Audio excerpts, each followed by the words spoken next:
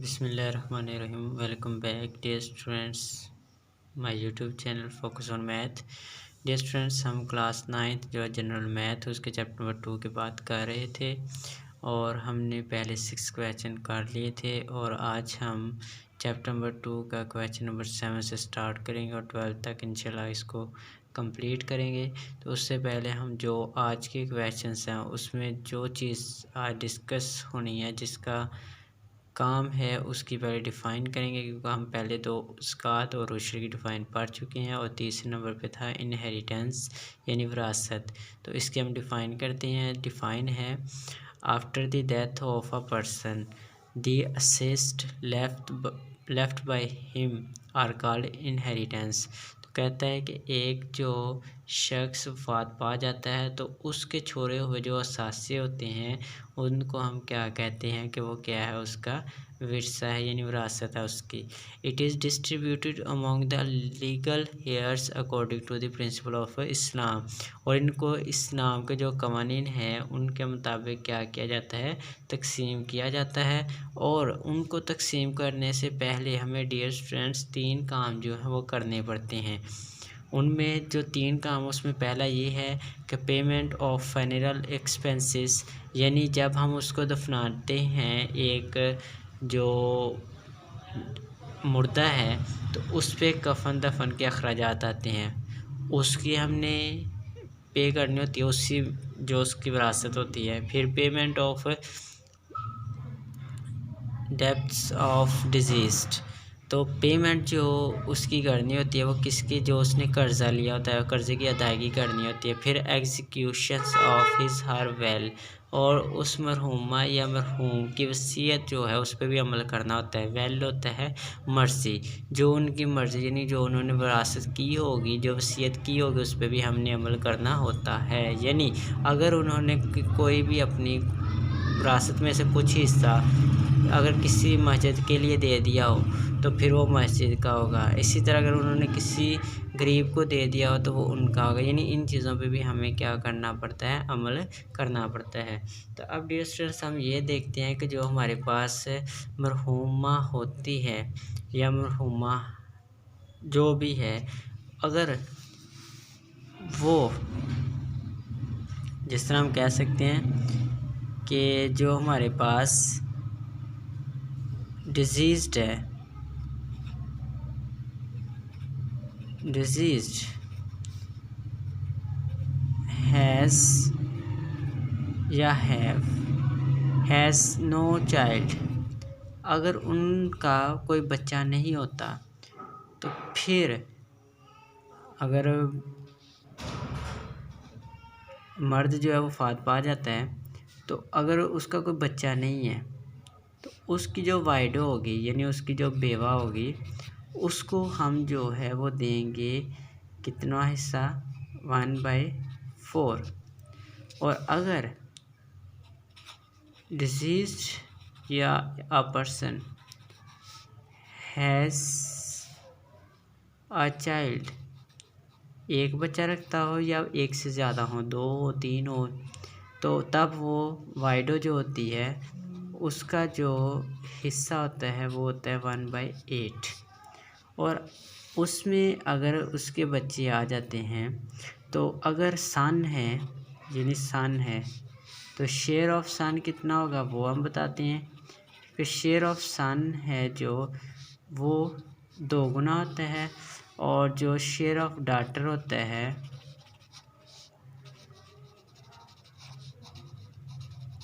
Share of daughter वो 1 होता है, ठीक है। यानी वो 2 गुना था और ये 1 गुना होता है। अब वो 2 गुना और 1 गुना कहाँ से देते हैं, पहले हम वाइडो का हिस्सा निकाल देते हैं और फिर जो हिस्सा उसका आता है उसको जो टोटल होता है उससे माइनस करते हैं, और फिर माइनस करके जो बच जाता है उसमें से अगर बेटा हो तो उसका 2 हिस्सा, अगर बेटी हो तो उसका 1 हिस्सा हम क्या करते हैं, तकसीम कर देते हैं। अब डियर स्टूडेंट्स, हम मूव करते हैं क्वेश्चन नंबर 7 की तरफ। और क्वेश्चन नंबर 7 में वो कहता है work out the share of each, यानी इस पे हमने काम करना। वर्क आउट के भी डिफरेंट मीनिंग्स हैं और यहाँ पे है कि हमने क्या करना, उसका शेयर हर किसी को जो है वो दे देना है। If the inherited property amounting to rupees इतने, यानी कितनी है 7,50,000। तो ये देख लेनी है हमने, अमाउंट लिख लेनी है या इनहेरिटेंस लिख लो, इनहेरिटेड लिख लो। तो ये अमाउंटिंग जो होगी हम उसकी वो लिख लेंगे। तो वो हमारे पास बच्चों कितनी है, ₹7,50,000 है हमारे पास उसके रुपीज़। वो इतने छोड़ गया है बाय अ डिजीज, जो एक मर गया है, यानी जो शख्स मार गया उसकी इतनी दौलत रह गई है उसकी विरासत में। हु आल्सो लेफ्ट आ वाइडो, एक उसकी बेवा को कितना मिलेगा, 2 सन्स एंड 1 डॉटर है उसकी। तो डियर स्टूडेंट्स, पहले हम वाइडो का शेयर करते हैं। और अब मैंने आपको बताया था कि वाइडो जो शेयर होगा, शेयर्स ऑफ वाइडो, तो मैंने आपको बताया था कि जो शेयर्स ऑफ वाइडो होगा वो हम क्या करेंगे, जब कोई उसका बेटा होगा या बेटी होगी तो वो 1/8वां हिस्सा उसको हम दे देंगे, जो उसकी टोटल अमाउंट होगी। ठीक है, अब इसको कट करें तो ये डियर स्टूडेंट्स आपके पास आ जाएगा 8 9 72, 3 बच गया, ये 30 बन गया, ये 0 इसके साथ लगा, 8 3 24, 6 बच गया, 60 आ गया, और 8 9 8 7 56, और 4 बच गया 0, 8 5 40, और इस 0 का यहाँ पे 0 लग गया, तो ये आपके पास आ गया 9375 रुपीज़। डियर स्टूडेंट्स के आगे उस बेवा को चला गए। और फिर मैंने सेकंड नंबर पे आपको बताया था कि जो हमारी टोटल अमाउंट होगी उसमें से हम बेवा का हिस्सा जो है वो क्या करेंगे, देंगे, माइनस कर देंगे। तो हमारे पास जो रिमेनिंग अमाउंट रह जाएगी, रिमेनिंग अमाउंट, तो जो हमारे पास रिमेनिंग अमाउंट है डियर स्टूडेंट्स वो हम माइनस करेंगे 750,000 में से माइनस करेंगे 9375 को। तो ये हमारे पास आ जाएगी डियर स्टूडेंट्स, ये आ जाएगी 500 से तो नहीं जाते, तो इधर से हम एक इधर लेंगे, 10 बन गए, और ये इधर से ये 10 बन गए, यहाँ पे 9 रह गए, और यहाँ पे ये 10 बन गए और यहाँ पे 9 रह गए। अब 10 में से 5 गए तो 5, 9 में से 7 गए तो 2, 9 में से 3 गए तो 6, और यहाँ पे कितने हैं 4 में से 9 तो नहीं जाते, तो फिर हम इधर से इधर 6 रह गया, इधर एक कैरी लिया, यहाँ पे 14 बन गया क्योंकि इधर 4 थे, तो 14 से 9 गया तो 5, और 6 का 6, तो ये हमारे पास बच गया 6,56,250 रुपये हमारे पास बच गए। ठीक है, ये रुपीज़ इस साइड लिख लें आप। तो डिस्टेंस, अब ये जो हमारे पास बचा है इसमें से हम वाइडो का भी और दूसरा किसका हिस्सा दे देंगे, सॉरी सन्स का भी और डॉटर का भी हिस्सा है, इसमें से निकालेंगे। तो अब शेयर ऑफ सन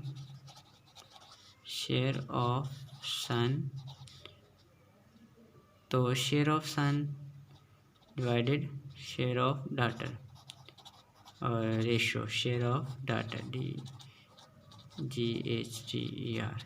ठीक है, तो शेयर हमारे पास 2 सन्स हैं, तो दोनों का एक का 2 हिस्से होता है, दूसरे को भी 2 हिस्से होगा, और डॉटर एक है तो उसका 1 हिस्सा होगा। अब जो यहाँ पे डिस्टेंस इनकी रेशो है जो उसका सम कर दें, सम ऑफ रेशो, तो सम ऑफ रेशो क्या आ जाएगी 2 + 2 + 1, ये आ गई 5, यानी इन तीनों का हमने ऐड कर लेना आता है। अब शेयर ऑफ सन आ गया, शेयर ऑफ सन,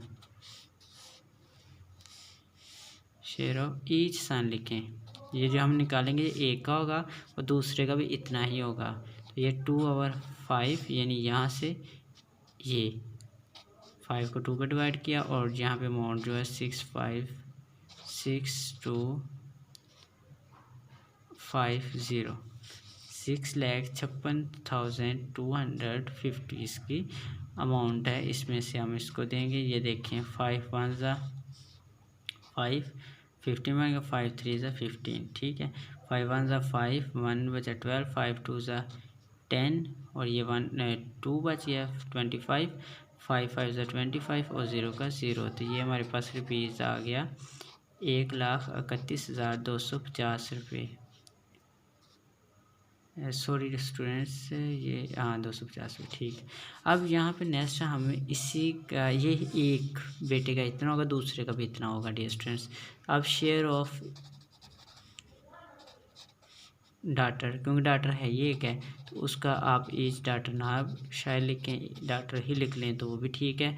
तो वो 1 डाटर है और 5 उसका टोटल है।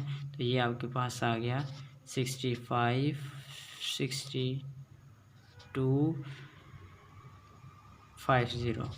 इसको भी कट करें, जब हम कट करेंगे तो यही वाला आ जाएगा 131250। तो ये रुपीज़ आपके पास आ गया 131250। तो ये डियर स्टूडेंट्स हमारे पास दोनों का शेयर आ गया, उसके सन्स का भी और उसके डॉटर का भी। और हमने सबसे पहले क्या किया, बेवा का शेयर निकाल दिया। अब डियर स्टूडेंट हम क्वेश्चन नंबर 8 की तरफ मूव करते हैं।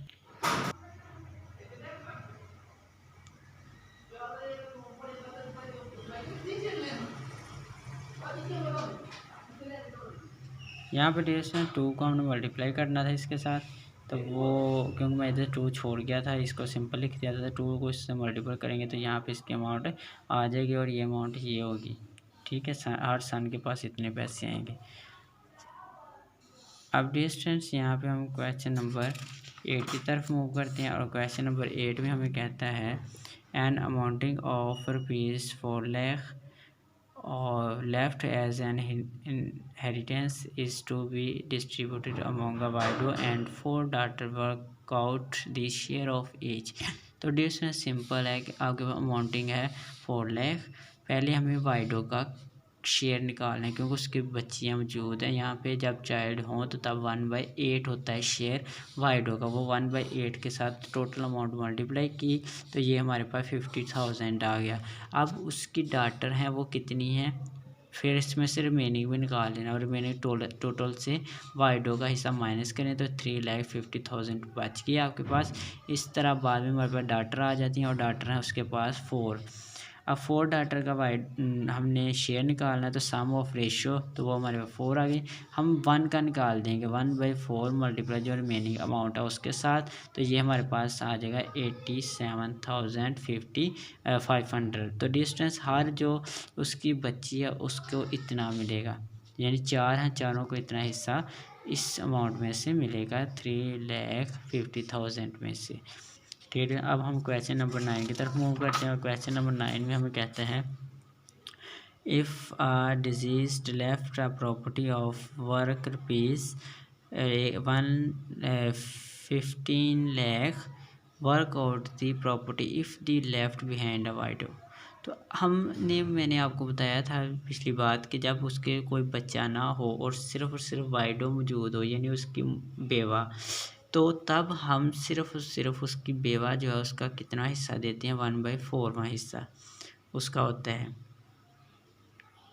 तो यहाँ पे हम सिर्फ शेयर ऑफ वाइडो करेंगे 1/4 मल्टीपल टोटल अमाउंट, उससे किया तो ये हमारे पास आ गया 3,75,000 रुपीज़ उस बेवा के हिस्से के। अब डिस्टेंस क्वेश्चन नंबर 10 है जो वो आप डू योर सेल्फ करेंगे। और क्वेश्चन नंबर 11 है Askar left property of worth rupees है 4,80,000। He left behind a widow 3 sons and 4 daughters। Calculate this share of each. तो डिस्टेंस हमारे पास अमाउंट है, उसके बाद एक वाइडो है, 3 सन्स हैं और 4 daughters हैं। तो डिस्टेंस हम पहले टोटल अमाउंट लिख लेते हैं।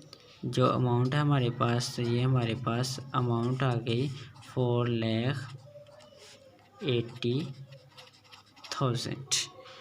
और उसके बाद हम वाइडो, क्योंकि उसके बच्चे मौजूद हैं तो शेयर ऑफ वाइडो शेयर जो है वो आपको पता ही है क्या होगा, 1/8 मल्टीपल टोटल अमाउंट, तो ये 80,000 आ गया। अब इसको ये देखें 8 6 48, आगे कितने ज़ीरो हैं डियर स्टूडेंट्स, 4 ज़ीरो हैं, वो हमने लगा दिए। तो ये हमारे पास कितना बन गया 60,000। ठीक है, ये इसकी वाइडो का है। आगे उसने कहा है उसके पास सन्स है, सन्स रेशो डाटर। तो डियर स्टूडेंट्स जो सन्स हैं उसके पास वो हैं 3 सन है, तो हर एक का 2 हिस्से होते हैं। सॉरी मैंने रिमेनिंग अमाउंट डियर स्टूडेंट निकाली, रिमेनिंग अमाउंट निकाल लें। चलिए मैं नेक्स्ट निकालता हूँ। ये डियर स्टूडेंट्स ये उसके 3 सन्स हैं और 4 डाटर हैं। 4 का हर डाटर का एक हिस्सा होता है ये। अब इसका सम ऑफ रेशियो निकालो इन जो सम ऑफ रेशियो। तो डियर स्टूडेंट जो सम ऑफ रेशियो 2 + 2 + 2 + 1 + 1 + 1 + 1। तो डियर स्टूडेंट ये आपके पास आ गया 2 2 2 6 7 8 9 10। इनके कितने आ गए टोटल है 10 आ गया। अब रिमेनिंग अमाउंट डियर स्टूडेंट से ऊपर ही निकाल लेनी है आपने। मेरे से थोड़ी सी मिस्टेक हो इसलिए मैंने नीचे निकाल रहा हूँ। उसका फ़ायदा ये होता है कि आपको पता चल जाता है कि ये हमारे पास पैसे बच गए हैं। तो टोटल अमाउंट से हमने बेवा की जो प्राइस है यानी बेवा का जो हिस्सा है उसको माइनस करना था और वो है 60,000। ये आपने माइनस करना है और ये 4 ज़ीरो है, ये 4 ज़ीरो है तो वो 0 का 0 ही रहा। 8 में से 6 गए तो 2 और क्या आ गया 4 का 4। ठीक है, इतने रुपीज़ हैं उसके। अब डिस्टेंस इसमें से हम एक शेयर ऑफ ईच सन्स निकालते हैं।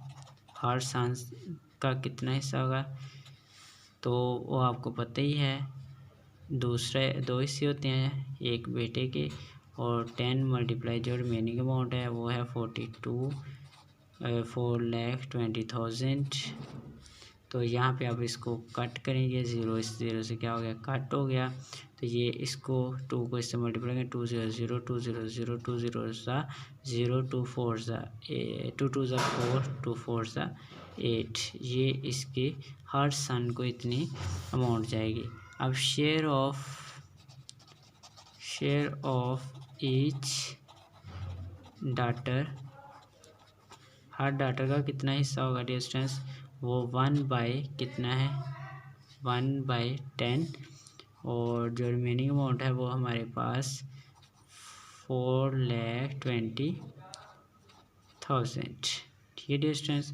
अब यहाँ पर फिर सिंपल ये 0 0 से काट गया और ये हमारे पास रुपीज़ आ गई 42,000।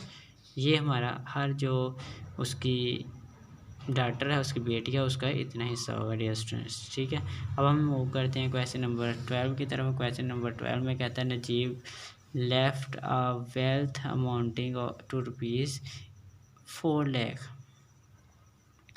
इतनी अमाउंट वो छोड़ता है। ही लेफ्ट बिहाइंड अ वाइडो, उसकी एक बेवा है। While they did not have any child, वो कोई भी बच्चा नहीं है, उसका कोई भी बच्चा नहीं रखता। वो find the share of Najeeb widow, तो सिर्फ हमने नजीब की वाइडो का शेयर निकाल देना है।